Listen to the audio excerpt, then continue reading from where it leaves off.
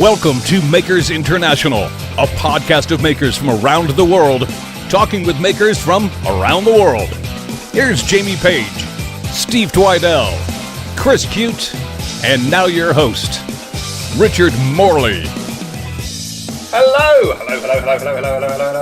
Good morning, good afternoon, good evening, good night, good times, whatever time it is, wherever you're listening. Joined with me this evening, Mr. Chris Cute.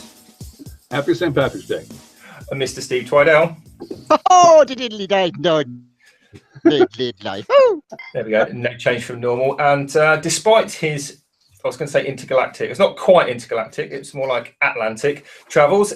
Jamie's with us, so good evening, Jamie. Jamie Page. With Berkey.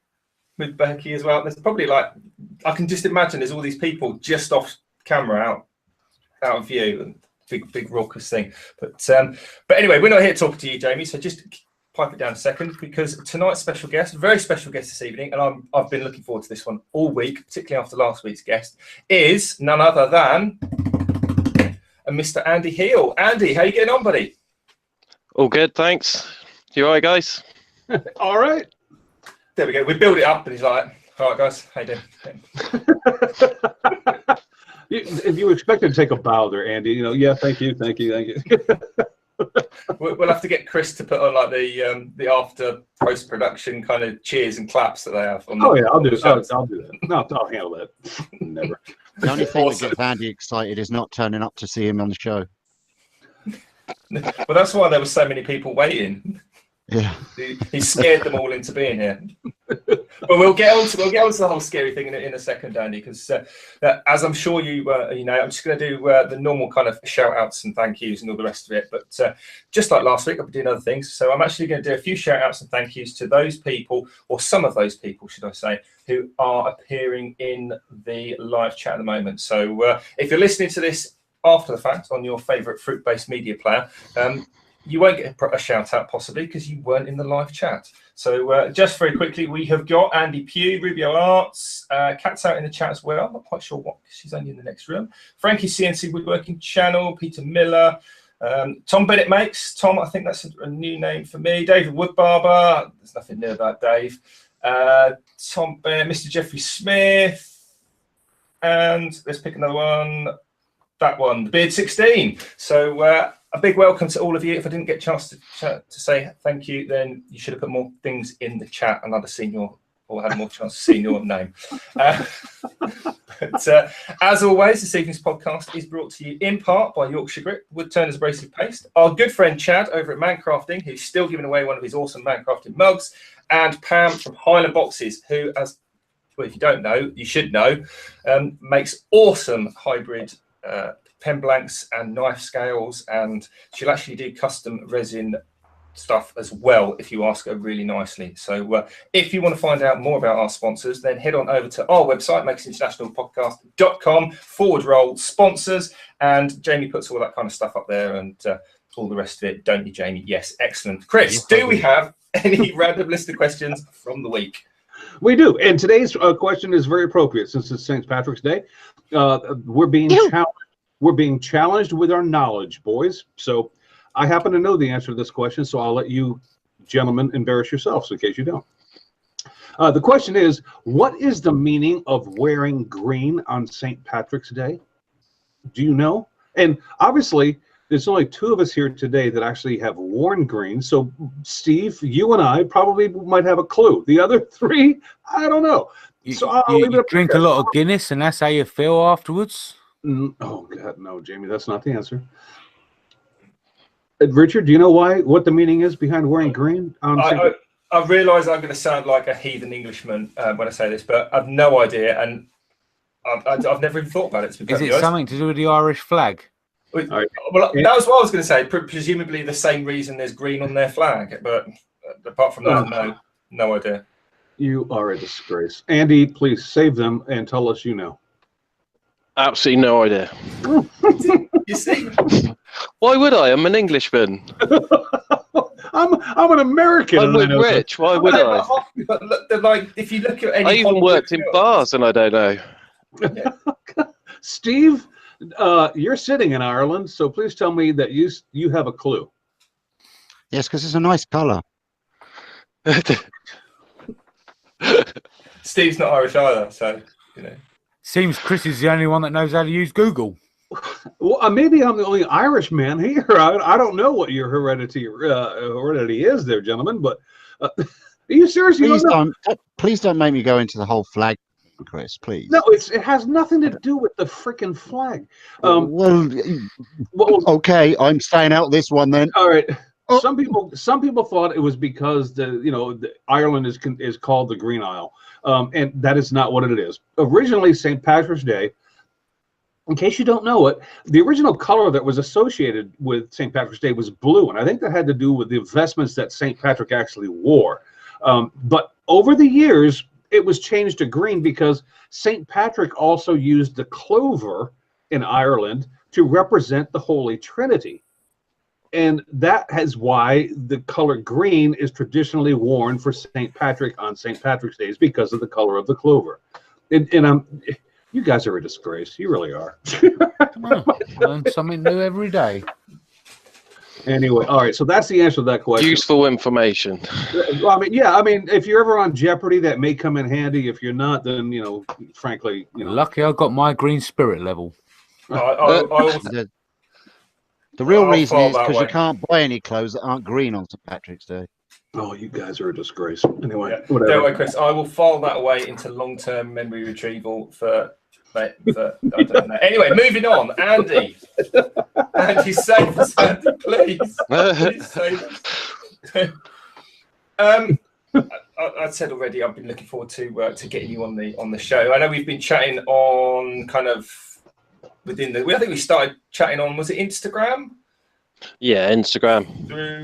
I think it was probably through Dave the Woodbarber, because you weren't at Maker Central last year, were you? No, unfortunately not. I was just watching all you guys enjoying yourself at Maker Central and sat at home wishing that I had actually gone out and got the ticket. So, yeah, it's all good. I come in this year, so. Yeah, you are. Great stuff. And great stuff. Well, I'll be hiding. You're all right, man. Yeah, mind you, saying that Andy's actually been demoted because the Beard Time 16 has taken over as the scariest person on the YouTubes now. Andy's not scary. Look at him. That's a friendly face. He used to be. When he used to give us these shout outs, he's like, I can still do scary. Andy, stop it. Andy is not scary. He's a big cuddly teddy bear. Yeah, no, that's just an act. That's just an act. Oh, it's one of those things because you've got your kind of Viking interests. Yeah. Those listening on their down the line on SoundCloud or whatever, they won't be able to see the shield. But is anyone able to put Andy up on the thing and see that? Because what's the fascination with the? No, that's the wrong way to ask it because that sounds really kind of like belittling, and that's not the case. But where did you first get your sort of interest for the Viking and the Nordic and kind of side of things?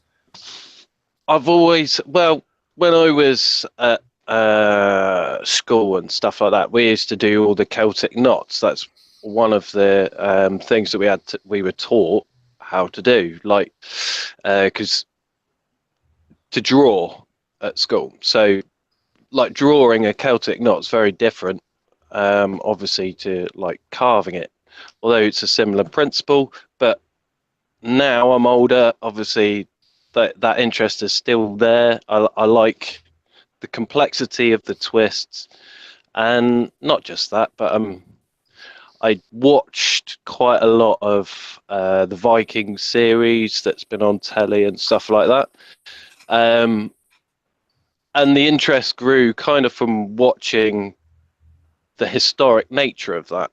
I spend a lot of time when I go to like family and stuff, going around Roman ruins and things like that, especially when I go up north.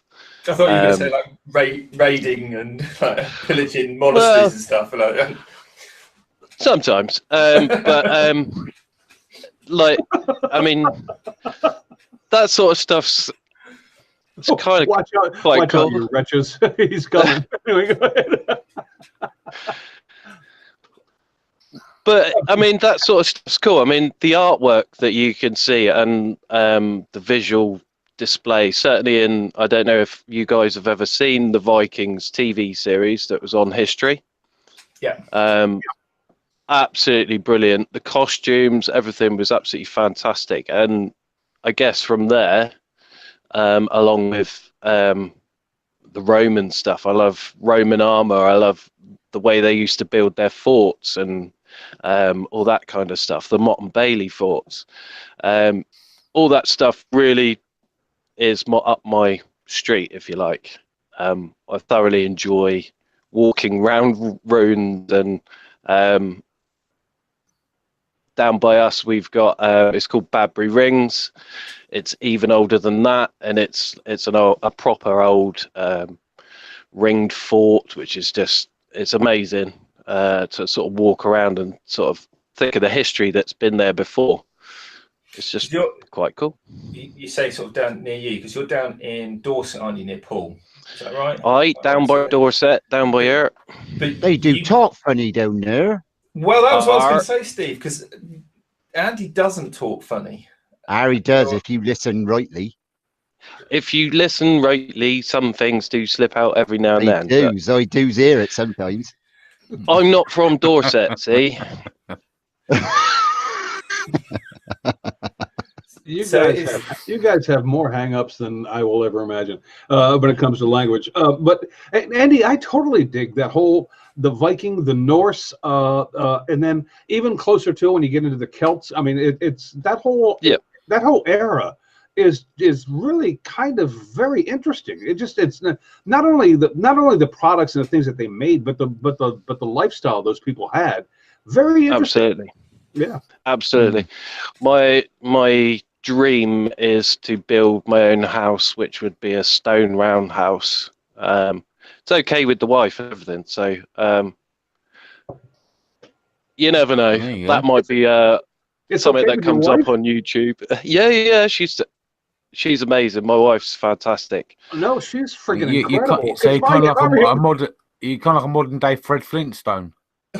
Well, no, because she wants all the mod cons. Do you know what I'm saying? It'll have all the underfloor heating and all that kind of stuff. But Andy style, not not modern style. You should come and visit me one day, Andy, and I'll take you around the corner to a Scottish guy, and he built a mud house. He lives in a mud house up the road, up near the mountains, and it is freaking amazing. Built the staircase out of just a tree branch that's just winding up in the center of the house. Yeah. And he's built the mud fire and all that. It's really cool. So yeah, come visit. When I was at university, I had the opportunity of going to an artist commune where they all built their own houses in the forests and stuff like that, and it was something else. Some of the houses were just blows your mind. The craftsmanship was just fantastic. Well, Andy, I'm going to interrupt you because only because I want to kind of reel back to the beginning here, because last week Steve spent a lot of time talking about you being a snob because you were an artist. And I'm sorry, Steve, did I bring that up? I'm not a flower. It doesn't scare me. Fucking snob. When in person, when you meet him. Steve, where did you start developing your interest in making things, or in your artistic journey? Where did that all start, and then bring us from there to where you are today? If you have a story to tell, then tell it. We want to get to know you. Cool. I was making the second I was born from the came out of my rear end, basically. So out of the womb, you were like knitting stuff, or No, I was just one of those kids that was just making stuff from day one. So okay, well, that's a visual I didn't really need, but okay, I hear you. Yeah, but you know what I'm saying. Oh yeah. So ever since then, and my dad's very practical. As far as I have ever known. First thing I ever got was Lego, and then from there, I used to spend days playing with Lego, making all sorts of stuff. As I got older, obviously things got a little bit more complex and expensive. Yeah, amen to that. But when I went to school, we had, when you're in year 9, you have the option of what you're going to choose for your GCSEs. And for my options, I chose graphics, art, and something else important, but I don't remember what it was. Geography or German.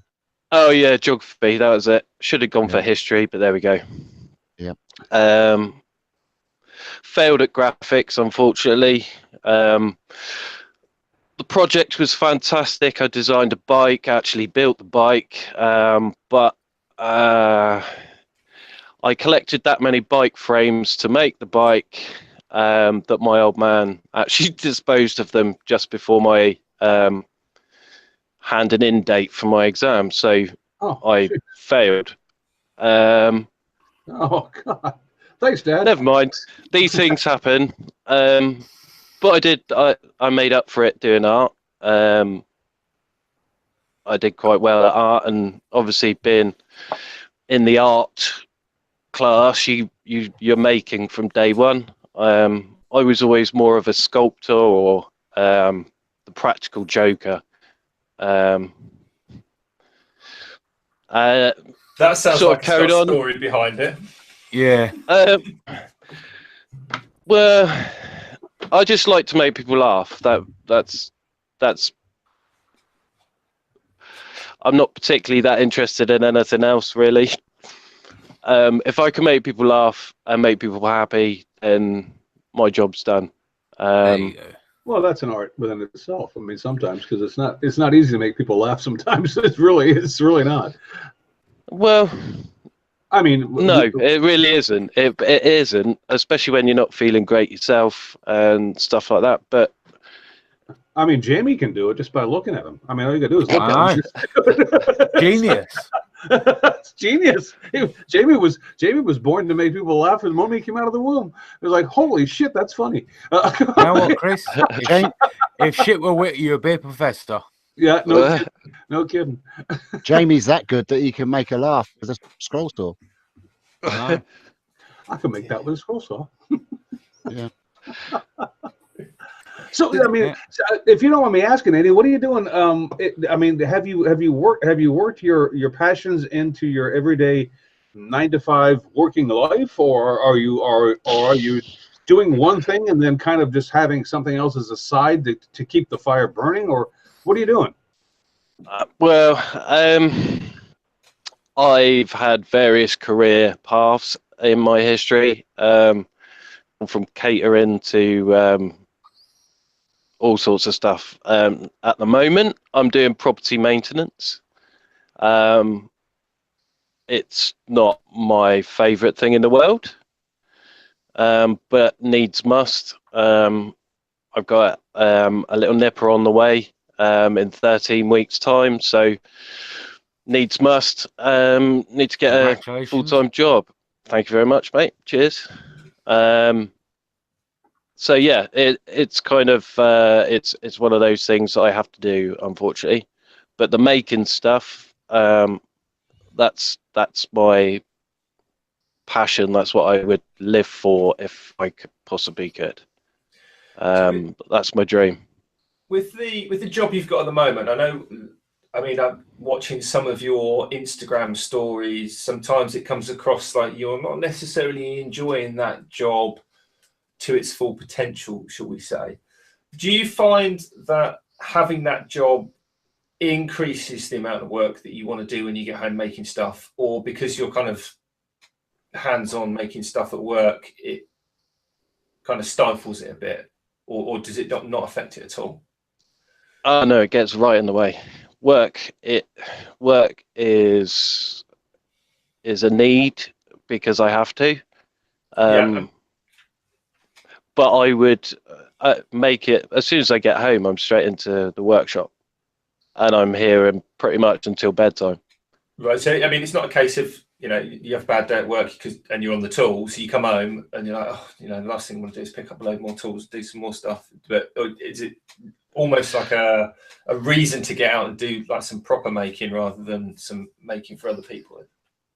I can't sit still. Basically, that's what it is. I can't. I don't relax. I've never been able to relax properly. So you making is kind of you're putting your feet up. Yeah, totally. Even if it's down to like, I'll get the lathe out quickly, knock out a vase, or I don't know, make a set of drawers or something like that, or make a knife. Or we are a fidgety bunch, aren't we? It's just like most of us just cannot sit still. We are the fidgety bunch of the population.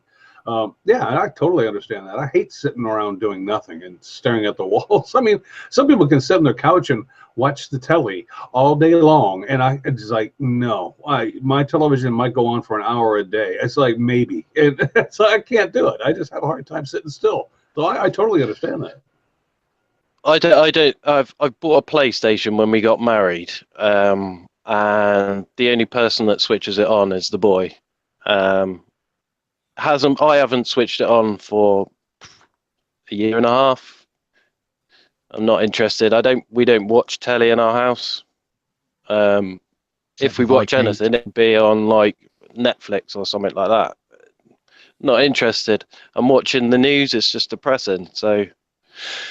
Oh God, yeah. Don't tell me about that. It's just sometimes when you relax or go to relax, it just makes things worse because you end up sitting there like, I'll just pick my phone up, and then you end up watching stories on Instagram or anything like that. So it goes back to what you were saying, Chris. Yeah, we're a fidgety old bunch, aren't we? And it just gets in the way. So what you got planned for work then? If Tiddler's on the way, and is this because you were talking about moving house as well, weren't you? That seems like a very busy time to be up in sticks and. Yeah, well, at the moment we live in a 2-bedroom house, which is literally my garage is the full length of our house. Right. So if you work out the size of our garage, then you can work out the size of our house. 2 floors, it's tiny. It's not by nowhere big enough for the 3 of us. And then when my son comes at the weekend, the 4 of us, it's not practical. It's not fair that he would have to share a room with the baby. So maybe not before the baby's born, but certainly shortly afterwards, I'm sure we'd be looking at getting somewhere else. And not just that, but I need a bigger workshop. Well, there you go. Doesn't everybody? Was ever Chris? Oh jeez, no, I could use a bigger one myself, but You're Jamie, so greedy, Chris. Jamie, and Steve. All right, fine. I hate you all. And Andy, I like you. I honestly, I do like you because I can relate to you. The rest of these, you guys can just whatever. Assholes.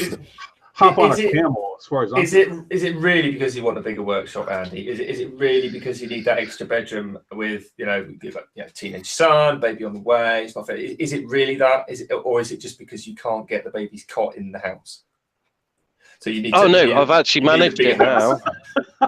You've done it now, have you? It actually does fit. I actually managed to get it in the door.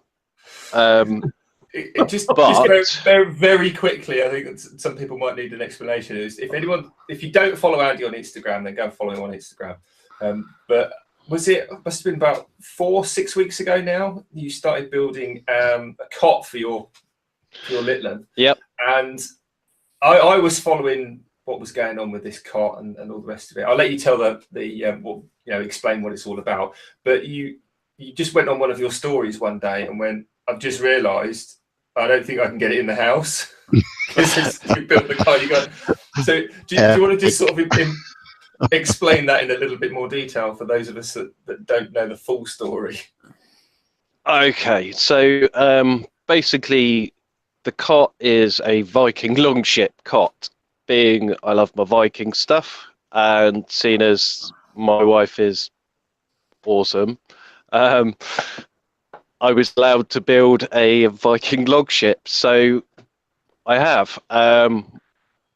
It was a bit too wide for the door. No, usually, cots Measure go twice, into cut rooms once. in pieces, so that didn't actually occur to me that obviously taking a boat apart is quite difficult. But you know, it's all good. It's all good. It'll work, hopefully. Assuming, yeah, well, it'll be fine. It'll be fine. Not to worry. Don't worry. Don't worry. Don't worry. Don't worry. I mean, Yeah, be right. if you're gonna be pulling up sticks here soon anyway, then you know what? that may not be a problem. But Exactly. have you? So when are you filling the ahead. bedroom up with water then? Beg pardon? When are you going to fill the bedroom up with water then so it can float? No, I'm going to hang it from the ceiling. Oh, Nah. Steve's looking for a true waterbed. No, I don't think we'll go with water in the bedroom. I think baby will produce enough, to be fair. All the water we need in the bedroom. Well, you know, honestly, if you could flush it, then it would make it. Well, never mind. Never mind. Hey, now there's an idea. There's a lot less maintenance around there. Dad, just go right there, son. That's fine. Could have like a drain underneath and sort of like. Leona Faye's just said you get less noise if you leave the cot in the workshop and the baby sleeps in the cot in the shed. A Viking throne. Yeah. Well, every kid's got to have one. Comments on this show were only said in jest and are not in any ways meant. We do not endorse the opinions of the hosts of the show whatsoever. Thank you. Sign here. Remember, you're listening to this on your own accord. Exactly. By the way, Jamie, I love that shirt. That's a sideways Berkey. That's just freaking hilarious. I love it. Yeah, I think he was drunk when he made it. Too much bacon fat. So, Andy, what are you looking to do? I mean, you've obviously got a bit going on. You got a child coming. You're looking to get a move going on. I mean, how far in the future can you actually look to see that, you know, once things are settled? I mean, and that's hard to, until you actually make a move. I mean, trust me, I've done it several times. But until you actually make a move, it's hard to get your bearings and figure out, where do I go from here? I mean, right now, your objective is, you know, have a child, make a move, and then beyond that, whatever happens is what happens. I mean, that's as far as my limited intelligence would take me. Have you gone further than that, or no? Yeah. Oh, well, thanks for making me feel stupid. I appreciate it. No, not at all, man. It just comes naturally. You're right. You know what? I'm not going to argue with you. You're absolutely right. I don't know how many people are like it, but I struggle to switch off anyway. So planning stuff as it just happens. There's loads of things that I really want to do, but whether or not they actually happen, it's like literally is going to be a case of either finance or whether it's practically possible. Obviously with the baby, that is kind of like a big sort of spanner in the works, if you like, or a welcome spanner in the works. But I'm cool. It'll come, all the stuff that I want to do. I'm planning on a few bits and pieces with the Beard 16. We might have a couple of like collabs coming up soon, which would be cool.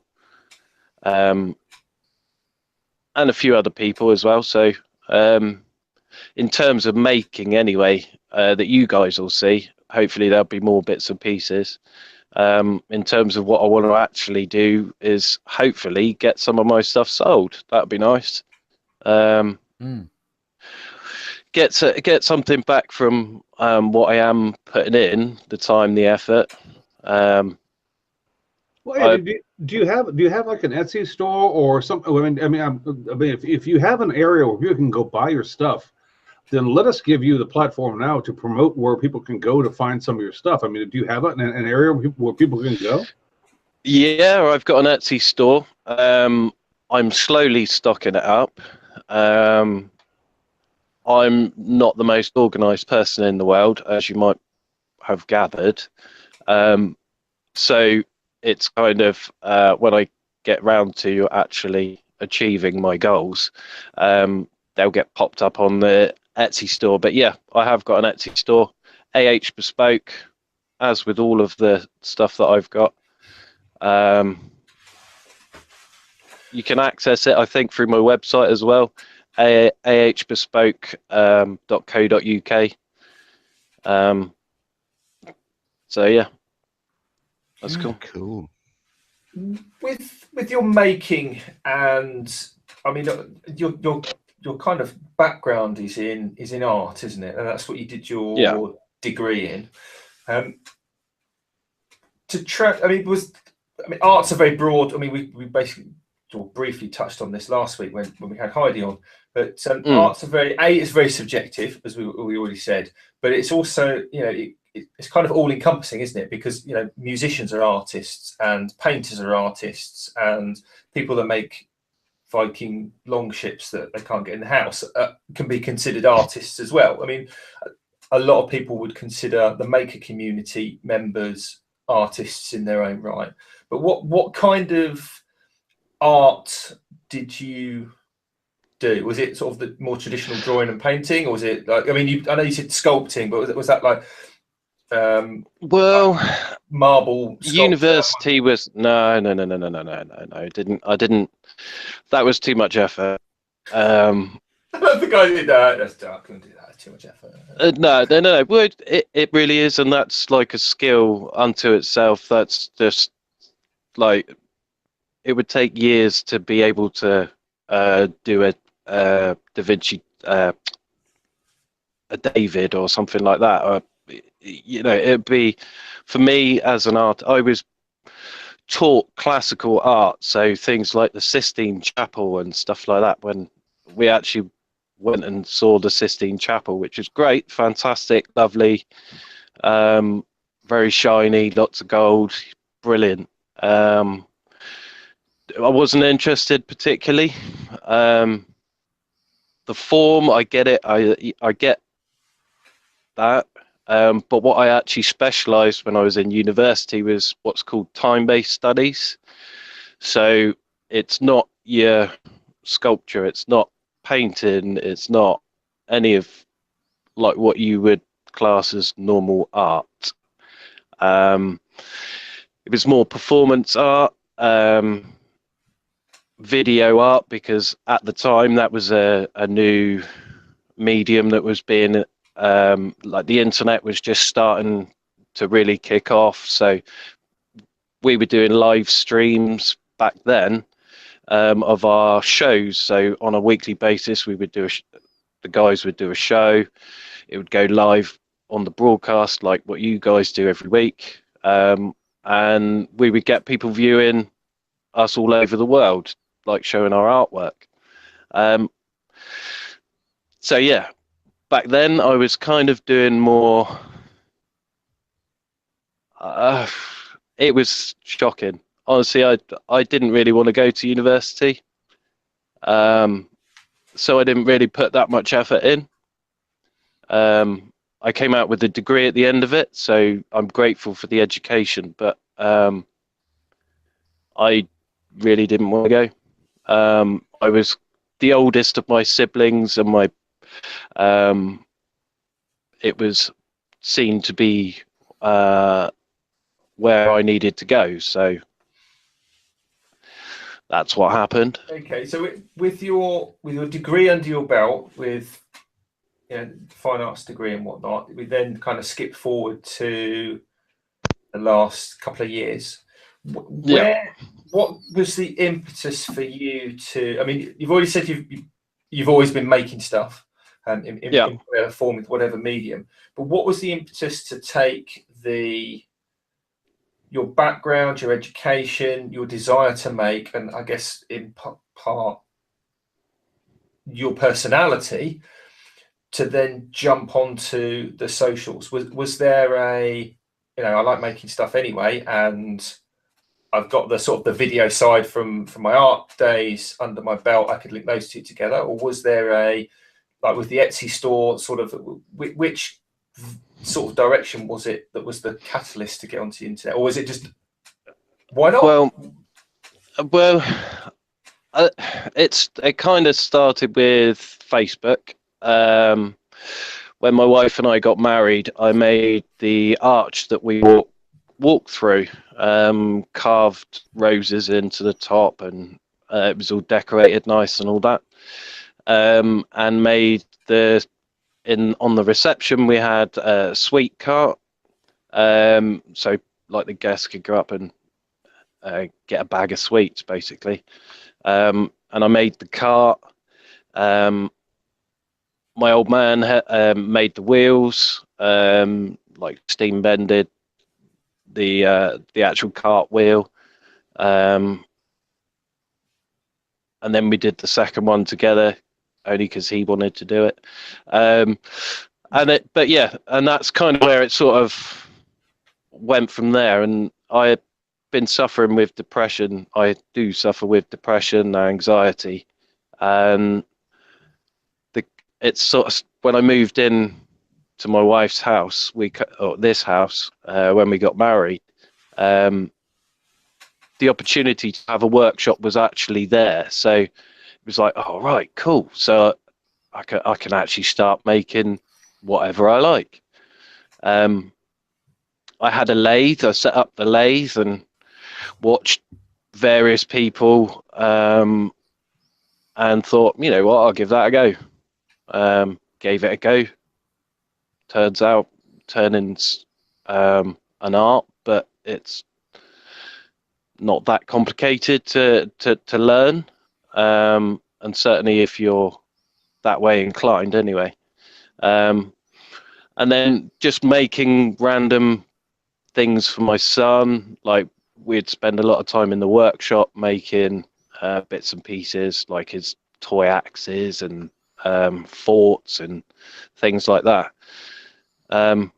Couple of people started to ask me if I'd make some furniture, so started making a couple of bits and pieces, and still doing the turning. And then I thought, oh, resin, that looks quite interesting, let's give that a bash. Tried resin, that was cool. Yeah. Well, I don't want to say that you're. I don't want to say that you are a jack of all trades. But I mean, I do know. I am. Well, but I know. Well, I mean, I don't know. That phrase doesn't really do what you do justice. Because just looking behind you, I see the kind of eclectic mix of things that you have done and that you are interested in, and you have a very wide palette. And we've talked about. And actually, in writing the description for this show today, I talked about how you kind of work with whatever material is available to you, and whatever material is what you actually are in the mood to work with that day. And you've done it. I can see by the picture behind you that's hanging on the wall, a very crooked angle, the very cool looking art piece. And then you've got the Viking sword. I can see the handle on that.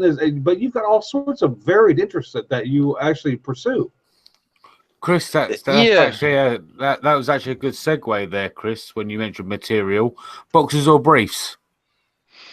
Neither. That's 7 commandos. All right, that's my boy. I didn't say commando. Well, okay, then what else? Is there another option? Seems there is. Apparently, I guess thong is in the vocabulary now. I don't know. Mankini. Come on now. Oh no. Okay. Well, that would be classic. You've got to keep the top half warm as well. Is it green? That's a brief. Is it green? No, no, it's black. Well, it is by now if you haven't showered.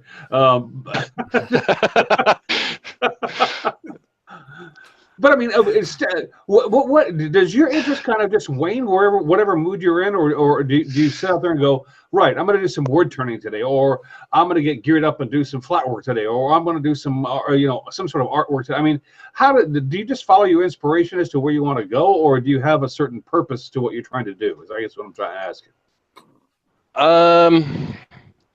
I wouldn't say I have a purpose in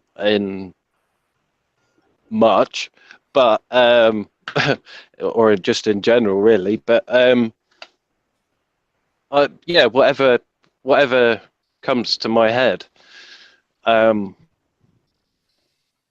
don't necessarily think about stuff. I don't do a plan. I didn't do a plan for the cot. I think you've seen the picture that I drew, and it's obvious you didn't do a plan for the car. me and Andy have plans that are quite similar, Chris. Oh, you do? What are they, Jamie? Yeah, you remember the plan I sent you? Okay. For the handheld game. Oh yeah. Yeah, they're very similar to Andy's. Oh, okay, cool. Yeah, it's Andy probably wasn't on medication. Andy uses pencils, not crayons. Yeah, that's it. Well, I don't know. I'll use whatever's there. Do you know what I mean? So I've got another quick question for you, Andy. When you go out into the workshop, is there one sort of tool that you kind of gravitate more towards than any other? Like maybe you want to make a bandsaw box, or do you rather gravitate towards a lathe or something else? Not so much the lathe these days. I went a bit mad for the lathe, and I kind of went a bit overkill, I think. I enjoy it, don't get me wrong, but that's not a tool that I would go to first off now, I don't think. Probably my axe or my hammer. But only because at the moment I'm doing a lot more metal work than I am woodwork, so I would naturally gravitate towards my hammer because I'd want to smack something. Man up. Fair enough. From my own heart. I've been in those moods. I've been in those moods where I'd like to I forget woodworking. I'd rather just smash something. It's okay. But you talked about doing metal work. Do you have a setup to do forging or metal work? Or I mean, what type of metal work are you talking about? Well, I'm literally just dipping my toes in at the moment. I watch Steve Moonshine Metalworks. He's not a real Steve. Christ-centered woodwork metalworks as well, and a few other people. And I kind of like looking at people and going, I could do that at home. If I wanted to make a forge, I can make a forge. Which is what I'm doing. At the moment, I'm borrowing a forge, just a coal forge. It's doing a fantastic job. It's a great forge. I want a slightly bigger one, so I'll be making a bigger one. But I have a small anvil. I haven't got a whopping great one or anything like that. I got various hammers, but probably not the right ones. But considering I haven't got the right tools, the stuff that I'm coming up with isn't so bad. So that's what I love about the whole blacksmithing thing. You know, you've got to have the right hammer and the right anvil. Yeah, at the same time, it's kind of accepted and well documented and well discussed within the community how, you know, everything starts with the blacksmith, and, you know, once you've got a hammer and an anvil, you can make everything, and the blacksmith would make all the tools for everybody and all the rest of it.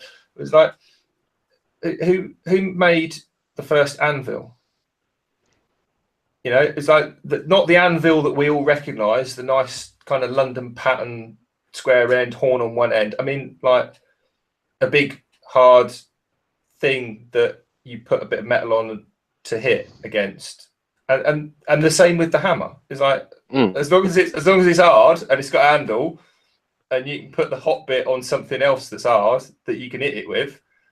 Well, if you start talking about right tools and things of that nature, I think all you're saying is let's face it, some tools do a better job at doing something than other tools do. But if all you have is this and this, then you can still get the job done. It may not come with the Festool name on it, but you know what? It doesn't have to. That's what I mean, Steve. Steve. That's what I mean, Chris. It's the right tool is the one that does the job. So you know, Andy's got some hammers, and he's got an anvil, and he's got a forge. He's got the right tools to do. I mean, at least to begin with. I mean, if he wants to make his life don't get me wrong. Yeah, it's not as easy as it looks. Like heating up a piece of metal and smacking it around into various shapes. It's not as easy as it looks. There is a skill to it. See, that's where you're wrong, actually, Andy. Oh, I feel a can of worms. Here we go. Oh no. Heating up a piece of metal and getting it hot is easy. That's not difficult. You just put the metal in the hot thing and you wait until it's hot enough, and that's your bit of metal that's hot. Pretty simple. There's no skill involved in that at all. Hitting something with hold on. Hitting something with a hammer, that's a relatively easy task as well. You take the hammer and you hit something with it. The challenge comes with how you hit it and what the reaction of the metal is once you hit it, because you can hit it one way and actually you meant it to go the other way. That's the skill. And that's the bit, that's the learning bit. So, greatest respect to all smiths out there, because I'm dipping my toes and I readily admit it. I haven't had any lessons and I didn't claim to be a blacksmith or anything like that. As Chris said, I'm kind of like a jack of all trades. Well, that's actually how I see myself. I'd rather be a jack of all trades than pigeonholed as an artist, a painter, or a sculptor. All of that stuff is easy enough. I'm very much like you, and you know what? I think the advantage of that is, if you have the personality that way, which apparently you do, is that you don't have to look for things that are going to catch your interest. You can find interest in a number of different areas, and it doesn't matter.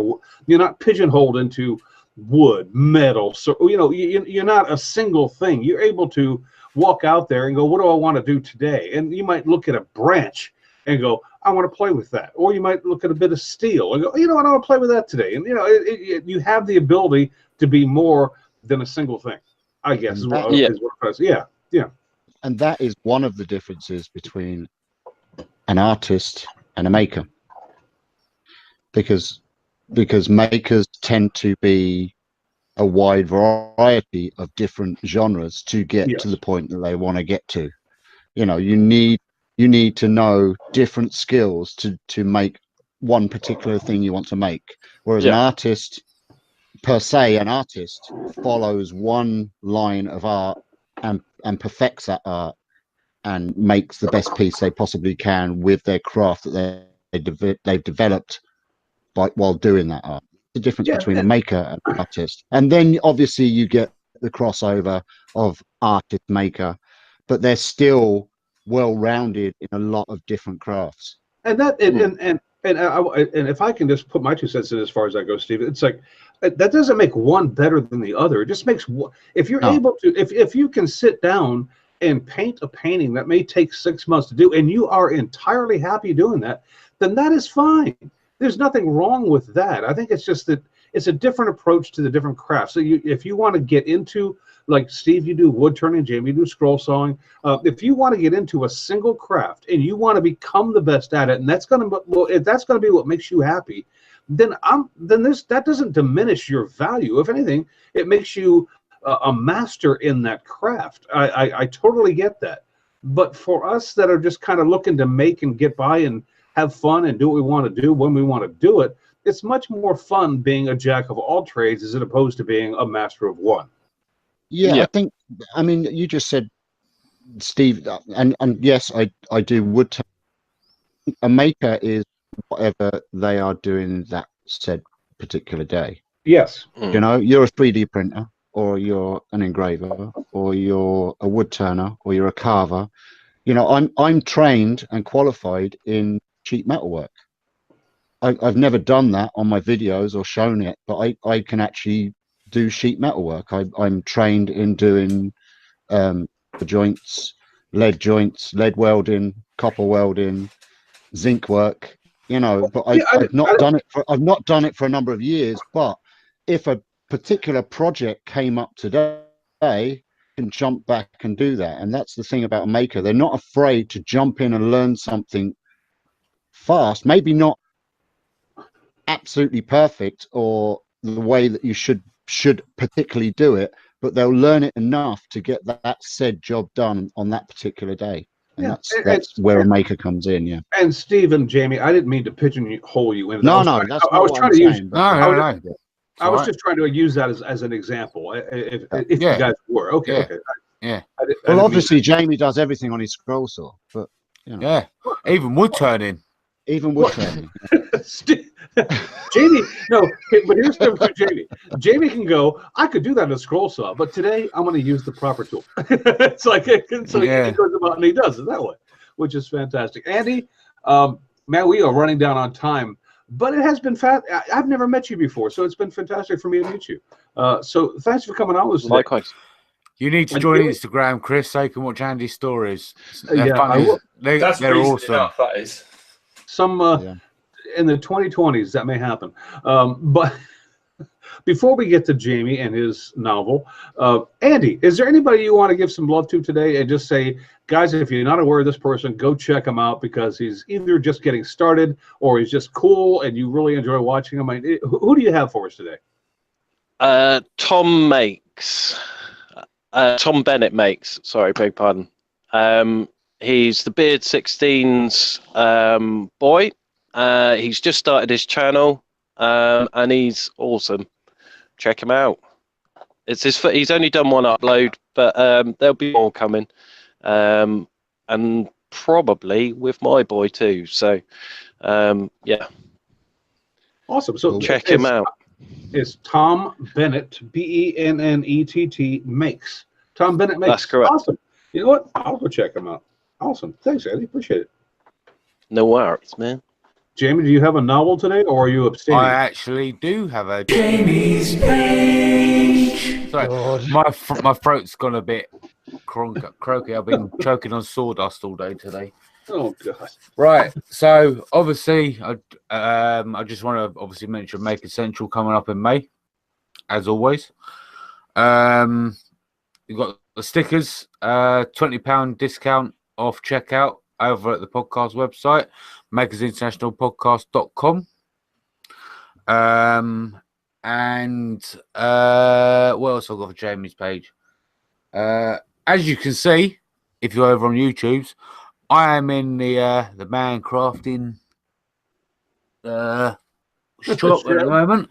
So all the time Chad isn't here, there is a free discount on cups, so you can have your own cup for nothing. It's all the time. So if he's not listening, don't break his lathe. Get your orders in. Don't touch the lathe. Get your orders in, because I'm gonna quickly. There's his laser. So I know how to work the powder coat gun, I think. So cheers, one, Jamie. and the Makers Rhapsody t-shirts are still available. And the Makers Rhapsody t-shirts are still available as well. Yep, over on the store. I've also got yes, I do have a shout out. My shout out this week goes to Julian Martinez. He's over on Instagram. He's also on YouTube. It's 5x30 workshop. The reason I'm giving him a shout out, he did the video a couple of weeks ago, but the shout out is because a few months ago he did a competition against Justin Christian, the Scroll Saw Scribbler, and they went head to head and did a Pennywise I don't know if any of you guys saw it. Scroll Saw Pictures, and I saw it at the show this weekend, and that thing up close is absolutely incredible. And I'll give Julian a lot of flack over his Scroll Saw work, but seeing it up close, man, he does some good work. So props to Julian. Not only that, but he also actually made me a Scroll Saw picture as well. So yeah, that was really nice of Julian. So yeah, Julian Martinez, the second 5x30 workshop on Instagram. And on top of that, he's been your drunken friend for the past weekend. We've shared a bed as well. I've got and we've had a shower moonshine picture as well. Oh, I really love Sterling Davis strikes again. Steve, what about you, bud? I have a shout out. Yes, I have a shout out of a young lady, very young lady, young girl in the maker community, wood turning world. Her name is, her YouTube channel is, oh, hold on. Am I still on? Am I still on? Yeah. Oh, yeah. Sorry, my thingy just went all freezy. Sorry. Caitlin the cat, wood turner. She's absolutely fantastic. She's like I say, a young wood turner. I followed her for quite a while now. Her subscribers are slowly coming up. She just made a blues and reds or noughts and crosses type checker type board game, and it's really good. She does different videos. Some she does in her back. She doesn't have a work.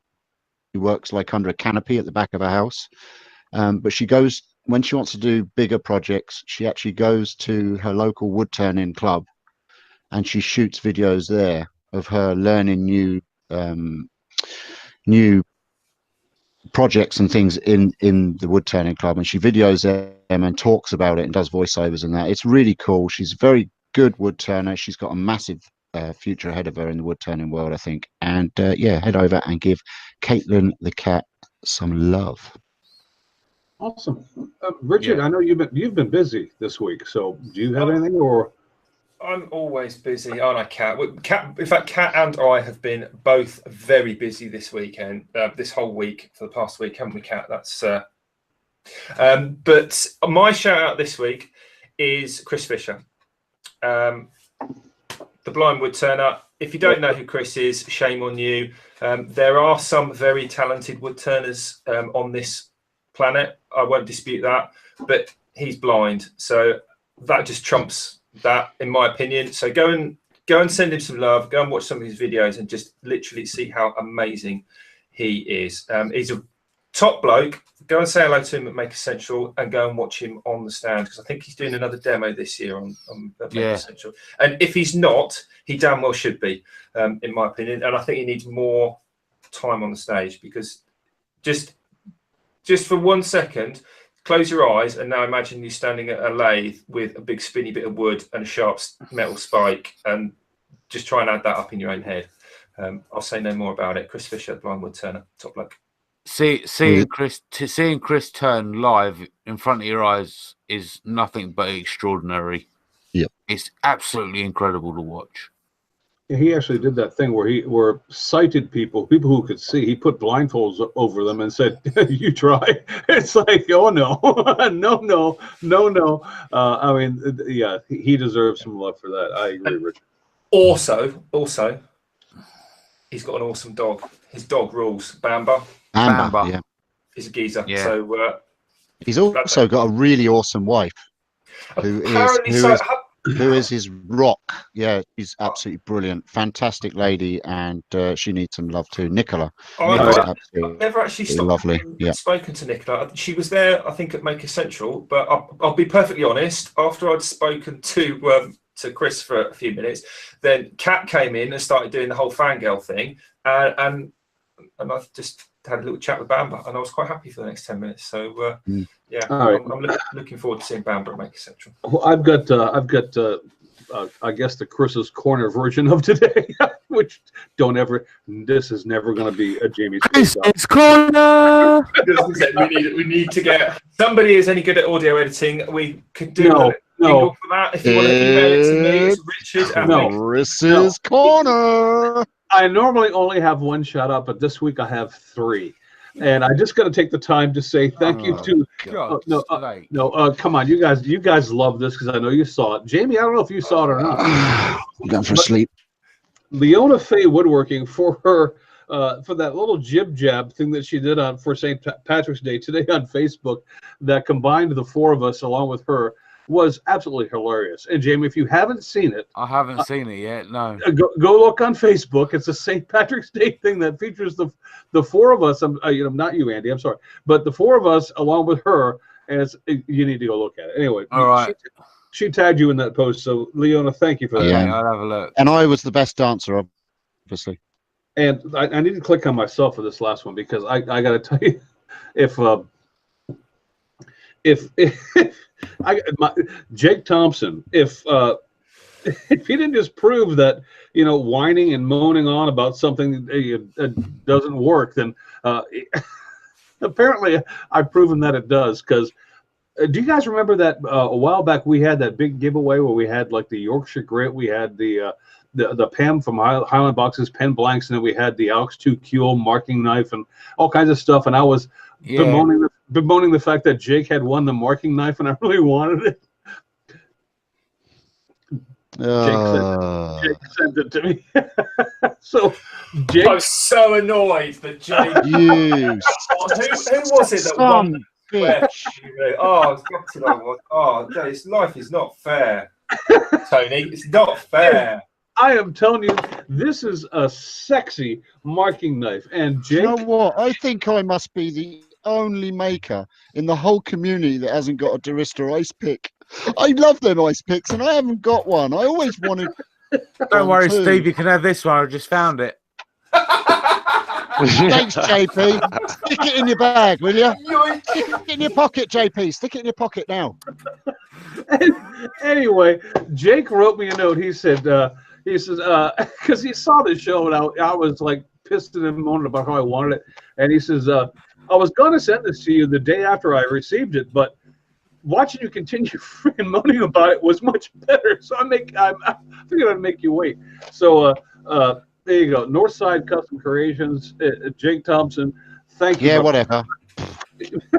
I appreciate it. And mind you don't cut yourself, Chris. I honestly didn't mean for him to send that to me, but I'm so grateful he did, and blow me.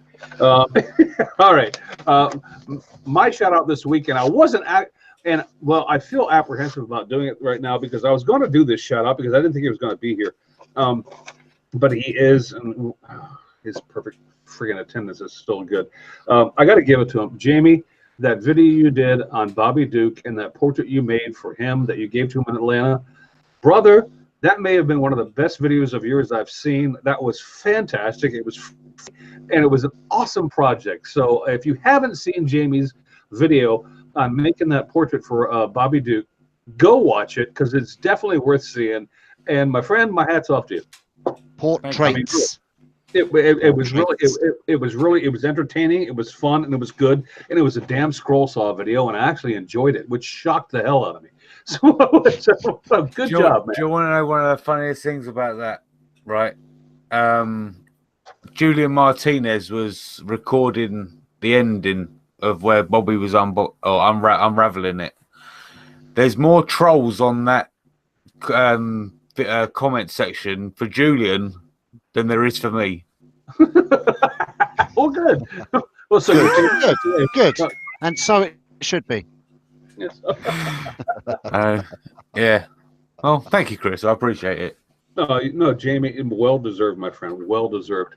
But and wrapping things up, Andy, thank you for spending some time with us and letting us get to know you because it was really, truly a pleasure to get to know you. And I hope everything turns out great with the baby. And I hope down the line the move is no problem.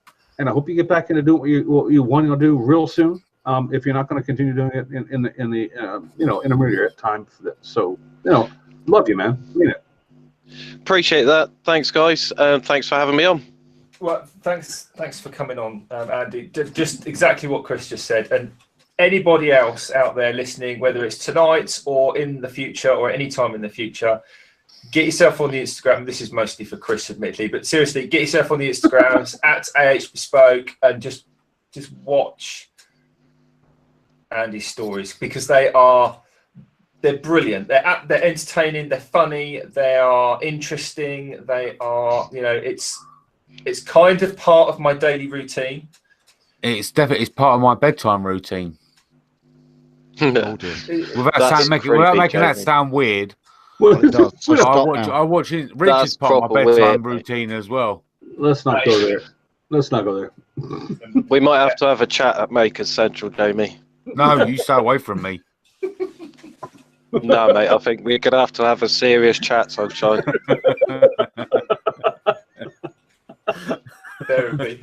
Awesome. Well, I'm not sure if Andy and or Chris or anyone actually is and anyone listening live is hanging around for the live after party, because we're not on Instagram. Yes, we are, but we're not on Patreon after party. We don't pay them, blah blah blah. But if you aren't listening live, then you don't get to hear that bit. So this is normally where we kind of stop and say thanks for listening. If you're not listening, we'll say what we like about you. Until next week. I don't know what's happening next week, so I won't even then. You take care. Have a great week and happy St. Patrick's Day. Thank you. Take it easy, everybody. Bye. Skull.